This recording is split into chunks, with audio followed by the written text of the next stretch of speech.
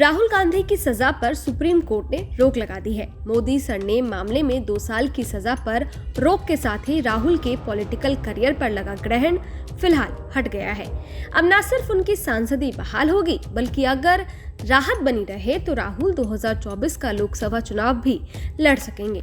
शीर्ष अदालत के इस फैसले के बाद कांग्रेस न सिर्फ खुश है, बल्कि 2024 की लड़ाई के लिए उसकी ताकत भी बढ़ गई है। निश्चित तौर पर अपने सबसे बड़े नेता के बिना चुनावी मैदान में उतरना कांग्रेस के लिए बड़ी सिरदर्दी होती। इस फैसले का सीधा असर अब विपक्षी गठबंधन इंडिया पर भी पड़ेगा। राहुल गांधी की सजा के बाद कांग्रेस गठबंधन में बैकफुट पर दिख रही थी।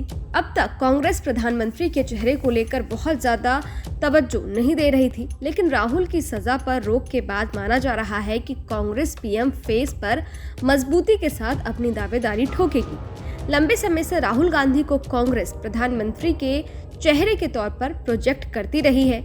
ऐसे में जब राहुल वापस आ गए हैं तो कांग्रेस 2024 का मौका नहीं छोड़ना चाहेगी। पिछले कुछ दिनों से लगातार कांग्रेस राहुल गांधी को नरेंद्र मोदी के टक्कर का नेता बताने की कोशिश कर रही है। कांग्रेस की दलील है कि भारत जोड़ो यात्रा के बाद राहुल गांधी की छवि में जबरदस्त सुधार हुआ है। हालांकि विपक्षी गठबंधन के कई दलों में ऐसे नेता हैं जो राहुल गांधी के नाम पर इशारों में ही असहमति जता चुके हैं। नीतीश कुमार, शरद पवार जैसे नेताओं की महत्वाकांक्षा भी प्रधानमंत्री बनने की रही है।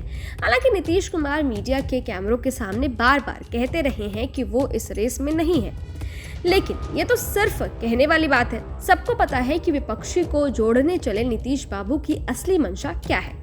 ऐसे में अगर कांग्रेस राहुल गांधी के नाम को आगे बढ़ाती है तो विपक्षी एकता में खलबली मच सकती है।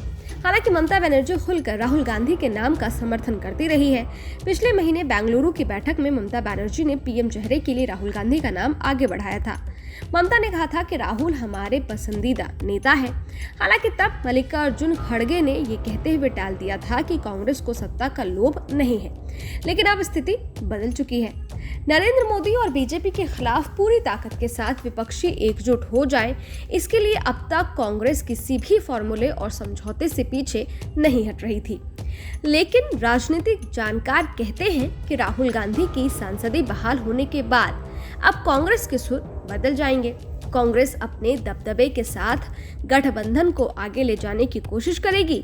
इसी महीने के अंत में मुंबई में विपक्षी गठबंधन की तीसरी बैठक होने जा रही है, जहां कॉमन मिनिमम एजेंडा के साथ ही इंडिया का संयोजक चुना जाएगा।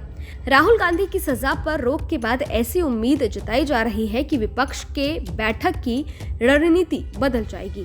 इसमें कोई दो राय नहीं है कि कांग्रेस इस गठबंधन की सबसे बड़ी पार्टी और राहुल गांधी सबसे बड़े नेता है।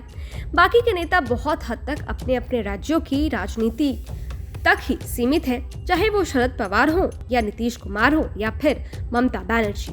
ऐसे में कांग्रेस 2024 की लड़ाई को मोदी बनाम राहुल के तौर पर दिखाने की कोशिश करेगी। राजनीतिक जानकार मानते हैं कि अगर ऐसा हुआ तो फिर इंडिया में खलबली मच सकती है और विपक्षी एकजुटता बनने से पहले ही बिखर सकती है। Team news nation.